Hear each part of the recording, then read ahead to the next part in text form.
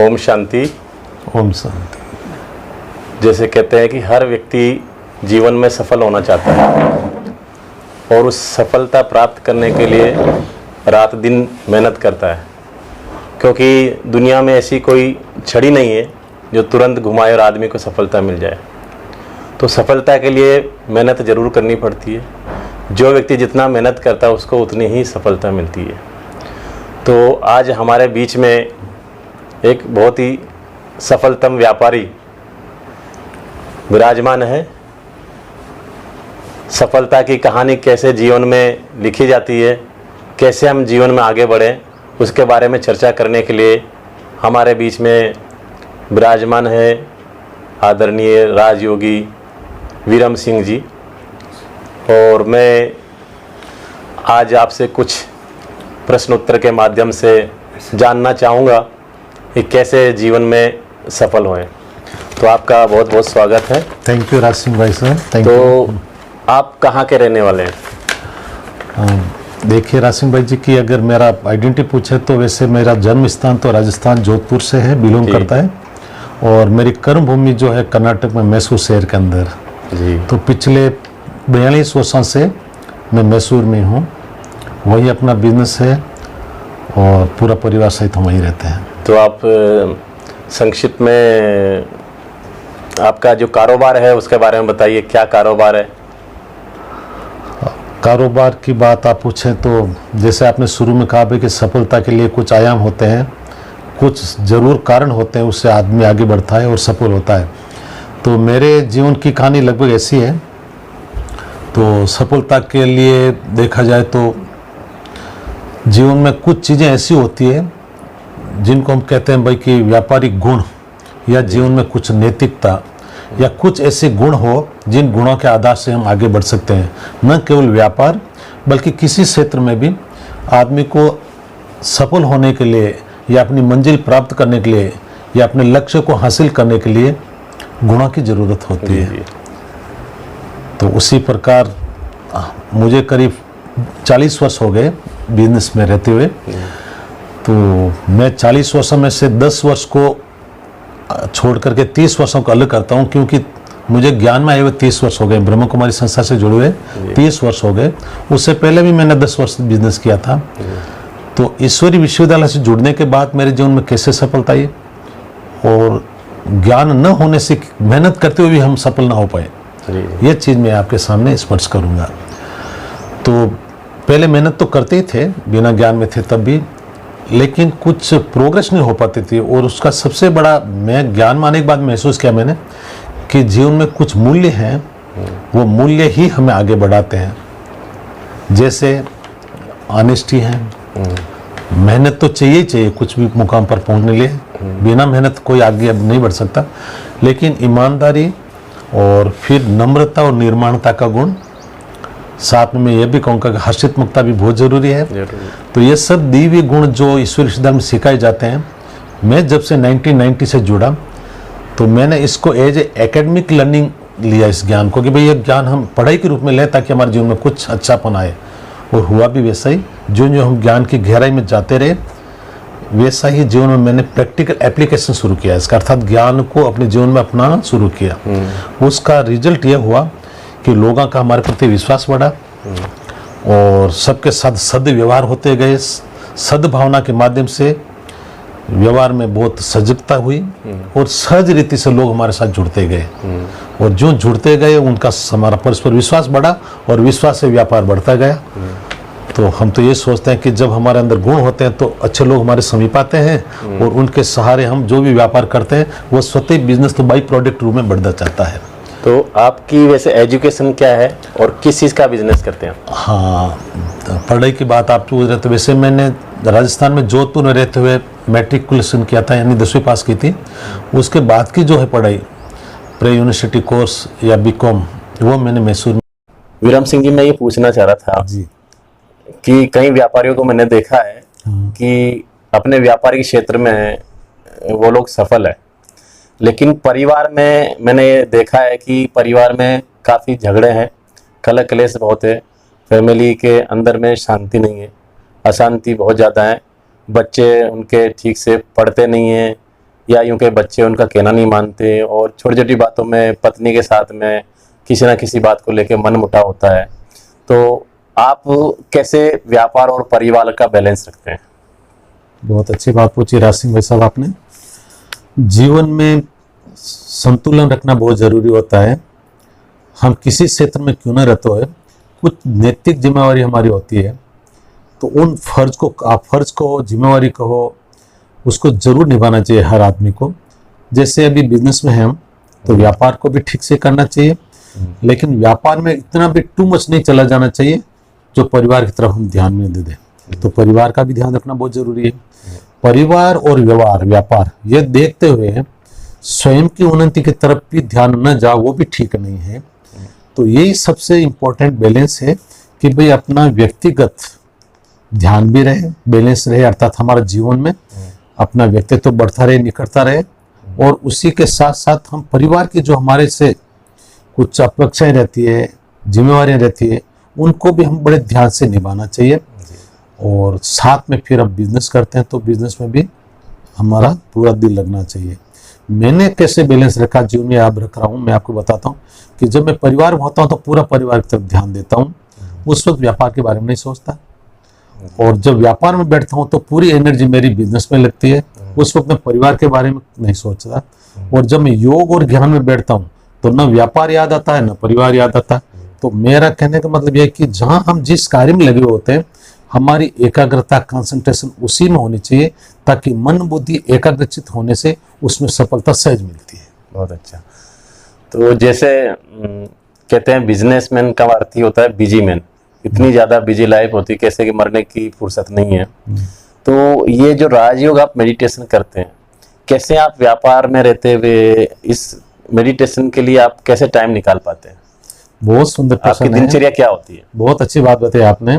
अक्सर करके हम जब से संस्था से जुड़े हैं तो व्यापारी वर्ग के लोगों को हम बुलाते हैं प्रोग्राम में, कोई प्रोग्राम के लिए इन्विटेशन देते हैं तो कहते हैं कि नहीं नहीं वीरम सिंह जी, हमारे पास टाइम कहाँ है, बिजनेस में हम बहुत बिजी हैं। जबकि उनकी छोटी सी दुकान होती है और उस छोटी सी दुकान में अपने आप को इतना बांध लेते हैं, बिजी कर लेते हैं कि उनको न स्वयं की हेल्थ के बारे में ध्यान रहता, न परिवार की तरफ से पूरा ध्यान रख पाते, और न कोई दूसरे सामाजिक कार्य में भी अपना समय निकाल पाते। तो वो तो एक तरह का जैसे मतलब वो जीवन ऐसा हो गया कि बंधन वाला जीवन हो गया। तो ये इससे ऊपर आने के लिए अगर आप कहें तो किस गुण का मदद, तो मैंने देखा कि ये सब कुछ बुद्धि का खेल है। आदमी मन और बुद्धि से जितना हल्का होगा, लाइन क्लियर होगी, उतना ही सहज हर निर्णय कर पाएगा, और समय पर सही निर्णय लेने से व्यापार में सफलता मिलेगी। और दूसरी बात, जितना मन निर्मल होगा, शांत होगा, उतने आपको अपनी जिम्मेदारी स्वतः आपको स्मरण में आएगी और हर कार्य आप सहज समय पर कर पाएंगे। तो इससे क्या होगा, आपका कोई भी कार्य अधूरा नहीं रहेगा, बल्कि सभी कार्य, चाहे बिजनेस हो, परिवार की जिम्मेवारी हो या स्वयं की उन्नति हो, समय पर सब कार्य सहज आप करते जाएंगे। उसका सबसे मूल कारण है राजयोग मेडिटेशन से आपका मन हल्का होगा और चित्त शांत होगा। इन दोनों गुणों से आपकी जीवन यात्रा सहज हो रहेगी। इसी कड़ी में आगे पूछना चाहूँगा, क्योंकि ऐसा कहा जाता है कि आज की दुनिया में बिना गुस्से के काम नहीं होता है। आपका इतना बड़ा व्यापार है, जाहिर है आपके साथ में साथी भी होंगे, कर्मचारी भी होंगे, और कई बार ऐसा भी होता है कि कई ऐसे कस्टमर आ जाते हैं जो आपको इरिटेट करते हैं, गुस्सा दिलाने की कोशिश करते हैं। क्या आपको गुस्सा आता है, और गुस्सा अगर आता भी है तो उसको आप कैसे कंट्रोल करते हैं, और कैसे अपने साथियों को, कर्मचारियों को साथ में लेकर के चलते हैं? बहुत प्रैक्टिकल प्रश्न पूछा राज सिंह जी आपने। मैं 1990 से ज्ञान में आया और बिजनेस शुरू कर दिया था मैंने 1978 से, यानी 12 वर्ष मैंने बिजनेस बिना ज्ञान और योग के किया था। तो वो मेरा प्रैक्टिकल लाइफ कैसा भी था वो भी मेरा आंखों के सामने है। और ज्ञान से जुड़ने के बाद फिर जीवन में कैसे हमारा परिवर्तन आया, तो दोनों चीज़ों में देखते हुए आज मैं ये चीज़ अपने विश्वास से आपके साथ शेयर करना चाहता हूँ कि गुस्सा करना एक आत्मा में कमजोरी की निशानी है, लेकिन हम समझते क्या था पहले कि गुस्सा तो बहादुरी है, यानी गुस्सा करने वाला बहादुर व्यक्ति होता है। लेकिन अब विवेकपूर्ण हम समझ चुके हैं कि गुस्सा बहादुरी नहीं बल्कि एक कमजोरी की निशानी है। जब अशांत मन होता है तभी इंसान गुस्सा कर पाता है, और जब गुस्सा करता है तो गुस्सा भी उसी व्यक्ति पे करते हैं जो कमजोर होता है। हाँ, कमजोर होते हैं, बहादुर पर गुस्सा नहीं करते। जी। तो गुस्सा करने से एक तो आप मन अशांत हो जाता है और उसी के साथ आपका विवेक काम नहीं करता, यानी सही और गलत का आपको विवेक भी काम नहीं करेगा। तो गुस्से में जो भी हम कार्य करेंगे उसका रिजल्ट नुकसान का ही होगा, नुकसान का। चाहे वो स्वयं का हो या हमारे स्टाफ के साथ हो या परिवार के साथ। तो कुल मिलाकर मैं यही कहूंगा, गुस्सा हमारा सबसे बड़ा शत्रु है, न कि कोई है मतलब बहादुरी है। अतः मैंने गुस्सा करके भी देखा, कुछ भी ठीक नहीं था, केवल गुस्से में जिंदगी जीते थे। और जब गुस्से पर विजय प्राप्त करने के लिए साधना शुरू की तो पता पड़ा कि शांति में जो शक्ति है वो सरलता भी लाती है और समृद्धि भी बढ़ाती है। जी जी। तो गुस्सा कमजोरी की निशानी है। ब्रह्मा कुमारी के बिजनेस इंडस्ट्री विंग की तरफ से जी। कई जगह पर कार्यशालाएं आयोजित की जाती है, ऐसे सेमिनार भी होते हैं और कॉन्फ्रेंस भी होती है। इनका एक विशेष टॉपिक होता है हाँ जी। तनाव घटाओ व्यापार बढ़ाओ। तो आप इस पे थोड़ा बताइए कि कैसे हम तनाव घटेगा तो हमारा व्यापार कैसे बढ़ेगा, इससे क्या अभिप्राय है, कैसे हम अपने जीवन में व्यापार को बढ़ा सकेंगे। यह तो बहुत अच्छा टॉपिक आपने स्मरण दिलाया कि भाई आज व्यापारी वर्ग जो है इतना बिजी है कि वो कुछ भी समय परिवार या अपने हेल्थ के लिए नहीं निकाल पाते। जी। तो हम ये कहते हैं भाई आप बिजनेस में रहो, बिजी बिजनेस करते हो, इजी कैसे रहे हम। तो इजी रहने के लिए सबसे इंसान को है कि मन का हल्का होना बहुत जरूरी है। तो जैसा आपने बताया, अगर तनाव में होगा व्यक्ति तो तनाव के अंदर कुछ भी सही और गलत का निर्णय नहीं कर पाएगा। जी।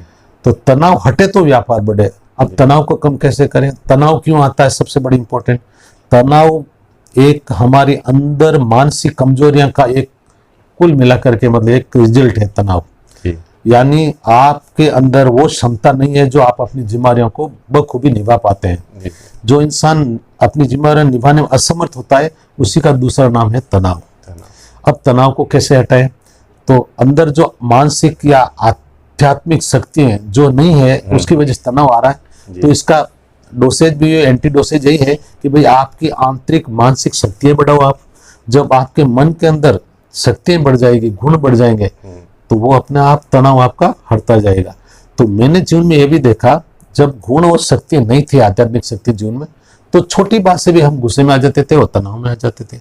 लेकिन जब से हमने अभ्यास शुरू किया राजयोग का, तो उसमें सबसे पहले हमें बहनों ने गुण सिखाया कि अब चिंतन करो कि मैं एक आत्मा हूँ और शांत स्वरूप हूँ। जब शांति हमारा सधर्म हमको समझाया गया तो हम शांति में टिकना प्रारंभ किया। तो बाकी के स्वतः गुण जैसे शांति, प्रेम, आनंद, सहनशीलता, सरलता, निर्भयता, अंतर्मुखता जीवन में स्वतः आती गई। वो आपका कहने का मतलब है कि जब आप तनाव मुक्त रहते हैं या खुशी में रहते हैं या शांत में रहते हैं जी, तो ना केवल आप शांत में होते हैं, लेकिन जो कस्टमर आता है उसको ना केवल प्रोडक्ट नहीं चाहिए, लेकिन वो आपकी पर्सनालिटी को देखता है। और जैसे ही आपके जीवन में खुशहाली देखता है, शांति देखता है, तो उसको महसूस होता है कि ये व्यक्ति बहुत अच्छा है, अच्छे व्यापारी है और ये ईमानदारी से कार्य करते हैं। तो आपके साथ में वो जल्दी आकर्षण होते हैं और आपके व्यापार को बढ़ाने में वो मदद करते हैं, प्रोडक्ट भी आपसे लेना पसंद करते हैं। बिल्कुल प्रैक्टिकल बात आप याद दिला रहे राज सिंह भाई जी। आज कोई भी इंसान, चाहे हम भी कस्टमर बन के कहीं दुकान पर जाते हैं और कुछ चीज लेते हैं, तो हमारा पहला लक्ष्य ये होता है कि हमारे साथ व्यवहार अच्छा करे व्यापारी। जी। हम इसीलिए जाते हैं कि भाई हमारी चीज भी मिले लेकिन विथ रेस्पेक्ट। लेकिन अक्सर देखा गया है कुछ व्यापारी लोग, दुकान में सामान खूब होता है, अच्छे अच्छे ब्रांड का प्रोडक्ट होता है, लेकिन उनके जीवन में वो गुण नहीं होते जो आते ही कस्टमर को अपनी तरफ मधुरता से व्यवहार करें। अच्छा माल रखना ही मतलब संपूर्णता नहीं है, बल्कि आप माल तो अच्छा रखा, उसके साथ आपका सदव्यवहार बहुत जरूरी है। बहुत जरूरी है। तो आप जितना नम्रता से कस्टमर्स को अपनी तरफ आकर्षित करेंगे, प्रेम पूर्ण व्यवहार करेंगे, सादंगे से उनको सब आइटम दिखाएंगे और बिल्कुल एक्यूरेट प्राइस बताएंगे, तो वो कस्टमर आपसे जरूर माल लेगा। यानी ग्राहक केवल माल ही नहीं चाहता बल्कि आपसे सदव्यवहार पूर्ण सौदा करना चाहते हैं। तो उसके लिए राजयोग बहुत मददगार है। तो आपका अर्थ ये है कि अगर हमें लोगों के साथ व्यवहार अच्छा रखना है, गुणों को जीवन में अपनाना है, तो राजयोग बहुत बड़ी मदद करता है। हाँ, इसीलिए क्यों कैसे मदद करता है, क्योंकि हम हमेशा यहाँ जब राजयोग का अभ्यास करते हैं तो प्रतिदिन हमें क्लासेस में यही सिखाया जाता है कि आपके जो देवी गुण हैं, अर्थात जीवन में जो सरलता, अंतर्मुखता, निर्मलता, निर्माणता, सद्व्यवहार, ये सब हम प्रैक्टिस करने से ही गुण आते हैं। केवल पढ़ने से गुण जीवन में नहीं आते, इसका अभ्यास करना पड़ता है। और सबसे बड़ी यहाँ की खूबी यही है कि ईश्वर विद्यालय में निरंतर अभ्यास कराने के लिए हमको योग में भी बिठाते हैं और ज्ञान के पॉइंट भी सामने देते हैं। तो हम निरंतर अभ्यास करने से ये सीख पाते हैं। केवल सुनने से इंसान बदलेगा नहीं, बल्कि जीवन में उसकी एप्लीकेशन करेगा तभी आगे बढ़ेगा, सीखेगा। जी जी। तो जैसे कहते हैं कि सफलता का मापदंड दुनिया में कहा जाता है कि अभी एक दुकान है, कल से 2 दुकान होने चाहिए। जिसकी महीने की इनकम 1 लाख रुपए है, वो चाहता है कि 2 लाख हो, 3 लाख हो, साल की उसका 1 करोड़ का टर्नओवर है तो 5 करोड़ हो। तो व्यक्ति धन से अपने आप को जोड़ता है कि मैं सफल व्यापारी हूँ। आपकी नजरों में सफल व्यापारी मतलब क्या होना चाहिए, इस पर थोड़ा सा बहुत आज के समय में ये आपका प्रश्न बड़ा मायना रखता है। अभी हमने 2020 में देखा कोविड का इम्पैक्ट एंटायर वर्ल्ड में। तो लोगों के पास धन दौलत बहुत थी, लेकिन उनको ये महसूस हुआ कि धन के साथ हमारा तन भी जरूरी है, अच्छा रहना। जिनके तन और धन दोनों बहुत थे, लेकिन मन ठीक नहीं था, इस तरह नहीं था, तो वो लोग भी डिप्रेशन में चले गए थे काफी, जबकि उनके पास धन भी था, तन भी अच्छा था। तो आज के समय में हम यही आपसे कहेंगे राज सिंह जी कि सफल व्यापारिक अर्थ है कि मैं एक छोटी सी बात कहता हूँ कि भाई जो भी बिजनेसमैन अपना बिजनेस शुरू करता है तो उसके जीवन का लक्ष्य तो यही होता है कि मैं व्यापार करूं, धन कमाकर अपने जीवन में सुख शांति लाऊं और परिवार की ठीक से पालना करूं। लेकिन जब व्यापार शुरू करते करते वो इतना व्यापार में खो जाता है कि न तो खुद के तन की परवाह रहती, न मन शांत रहता, न परिवार तरफ ध्यान रहता, और भगवान को याद करने की तो बात ही दूर की बात है। तो एक तरह का जंगल में उलझ जाता है इंसान। तो उसके जो लक्ष्य थी शुरुआत में, उससे तो वो बहुत दूर चला जाता है। तो आप जिस लक्ष्य से व्यापार शुरू कर रहे हैं वो लक्ष्य प्राप्त तो नहीं किया ना, नहीं किया, उससे वंचित रह गए ना। अतः इंसान की सफलता को हम इस मापदंड से नापते हैं कि आप जीवन में कितने खुश हैं। नंबर 1, आपका परिवार आपसे कितना संतुष्ट है, और आपका कस्टमर आपके साथ कैसे व्यवहार से निरंतर व्यवहार करता है, विश्वास से। अगर आपने अपने कस्टमर का विश्वास जीत लिया, अपने परिवार के सदस्य का मतलब संतुष्टता है, अगर वो आपसे राजी हैं और आप स्वयं भी संतुष्ट हैं, तो आपके जीवन में प्रोग्रेस है। जैसे कि व्यापार में लाभ भी होता है तो हानि भी होती है। हाँ, दोनों में एक रस रहना, यही सफलता। हाँ, क्योंकि लाभ और हानि ये तो मतलब हर इंसान के जीवन में आते रहते हैं और जाते रहते हैं, लेकिन दोनों का असर हमारे नैतिक जीवन, दैनिक जीवन में न पड़े, न परिवार में इसका असर पड़े। यानी किसी भी कीमत पर धन कम कमाया तो कोई हर्जा नहीं, लेकिन मन की खुशी कम नहीं होनी चाहिए किसी कारणवश। पैसा तो आज नहीं कल कमा सकते हैं, लेकिन अगर आप दुखी हो गए तो फिर वो दुख से सुख में आने में आपको बहुत साधना करनी पड़ेगी। जैसे कि बिजनेस विंग का एक और टॉपिक है लाइफ बियॉन्ड बिजनेस। हाँ, यानी कि हमारा जीवन बिजनेस करना नहीं है, बिजनेस ही हमारी लाइफ नहीं है, लेकिन हमारी लाइफ बिजनेस से भी परे है, ये अलग जीवन है। इसके बारे में थोड़ा बताइए। राज सिंह जी, तो आपने एकदम मतलब की टू सक्सेस वाली बात पूछी है। यहाँ मैं थोड़ी 2 चीज गहरी और आध्यात्मिकता से आपके साथ शेयर करूंगा कि लाइफ बियॉन्ड द बिजनेस हम इसलिए कर रहे हैं क्योंकि हमारा जीवन निर्वाह करना चाहते हैं हम। हमारा जीवन बिजनेस करने के लिए नहीं बना है, बल्कि जीवन जीने के लिए बिजनेस करते हैं जी। हो सकता है हम बिजनेस करते हैं और कोई किसी दूसरे प्रोफेशन में जाते हैं, लेकिन सब से को करने से पहले लाइफ बियॉन्ड द बिजनेस यानी हमारे जीवन के अंदर अपना व्यक्तित्व तो सदा आगे बढ़ता रहे, सदा खुश रहे, संतुष्ट रहे। आध्यात्मिकता लाना बहुत जरूरी है। और वो आध्यात्मिकता हमें क्या सिखाती है कि जीवन के हर मोड़ में हम कैसे खुश रहे, कैसे शांत रहे, कैसे दूसरों को सहयोग दें, सहयोग लें, और सदा समाज में हम अच्छाई की तरफ ले जा सके। ये सब चीजें करने के लिए जीवन में आध्यात्मिकता बहुत जरूरी है। वही है बियॉन्ड टू बिजनेस। अगर हमारा जीवन आध्यात्मिक है तो हम स्वतः हर क्षेत्र में सफलता की तरफ जरूर जाएंगे। और हम बहुत सफल हो गए लेकिन आध्यात्मिकता जीवन में नहीं है तो हम उलझ जाते हैं जी। तो जो व्यापारी या उद्योगपति अपने जीवन में आध्यात्मिकता लाना चाहता है, वो कैसे इस आध्यात्मिकता से जुड़ सकता है और कैसे जीवन में सफल हो सकता है, उसके बारे में आप थोड़ा मार्गदर्शन करिए। बहुत अच्छी बात पूछी आपने। देखा जाए तो वैसे हमारे भारतवर्ष में हर इंसान अपनी धर्म से जुड़ा हुआ रहता है या अपनी आस्था के अनुसार पूजा पाठ भक्ति या जो भी ये करते रहते हैं, वो एक नियम कायदे करते हैं। लेकिन मैं इससे 2 कदम और आगे की बात यह कहूँगा कि जो आध्यात्मिकता है वो आध्यात्मिकता धर्म से अलग है। जी धर्म आपको धारणा की तरफ ले जाते जरूर है, लेकिन आध्यात्मिकता आपको भरपूर करती है। जी और आध्यात्मिक भरपूर कैसे करती है? क्योंकि हमको ज्ञान भी जरूरी है, एंड नॉलेज इज लाइट और नॉलेज इज माइट। जब तक ज्ञान नहीं समझेंगे आप, कौन सा ज्ञान? Self, about universals and about almighties, ये तीनों जब ज्ञान है समझेंगे आप, तो उसके आधार से अपने जीवन में आध्यात्मिकता का चिंतन करेंगे, तो फिर आप चिंतन करते करते अपने जीवन में खुशहाली की तरफ बढ़ेंगे और सदा नॉलेजफुल रहने से हल्के रहेंगे जीवन में। और जो इंसान हल्का होता है उसकी कार्य क्षमता स्वतः ही बढ़ती जाती है। तो आपने बहुत ही कम समय में बहुत ही सुंदर शब्दों में व्यापारियों के लिए मार्गदर्शन किया कि हम परिवार में रहते हुए, व्यापार संभालते हुए इस राजयोग मेडिटेशन का कैसे अभ्यास करें, क्योंकि इस मेडिटेशन के माध्यम से ना केवल हम तन से तंदुरुस्त हो सकते हैं, लेकिन मन से भी हम शक्तिशाली बनते हैं। क्योंकि मन हमारा वर्तमान में बहुत कमज़ोर है, विल पावर हमारी बहुत कमज़ोर है, तो मेडिटेशन से ही हमारी विल पावर बढ़ती है। इसलिए आज हमारे बीच में आप पधारे, इसलिए आपका बहुत बहुत धन्यवाद। थैंक यू राशिम भाई जी, बहुत बहुत धन्यवाद। और अंत में मैं यही कहूँगा कि राजयोग मेडिटेशन और कुछ नहीं है, बल्कि आत्मा का परमात्मा के साथ संवाद है, अर्थात मिलन है। आज संसार में सभी मनुष्य आत्माएं में वो जो शक्तियाँ थी पहले, वो सभी कम हो गई है, तो शक्तियाँ पुनः भरने का एक ही सोर्स है और वो है ऑलमाइटी अथॉरिटी। अतः हर इंसान को अब परमात्मा के साथ अपना मन जोड़ना चाहिए और उनसे शक्तियाँ लेकर अपने जीवन में खुशहाली लानी चाहिए, ताकि आपका जीवन भी अच्छा रहे और अनेक आत्माओं को आप सुख और शांति का वरदान दे सकें। यही मेरी अपने सभी व्यापारियों से अपेक्षा भी है, उम्मीद भी है और शुभकामना भी है। धन्यवाद। ओम शांति। Thank you.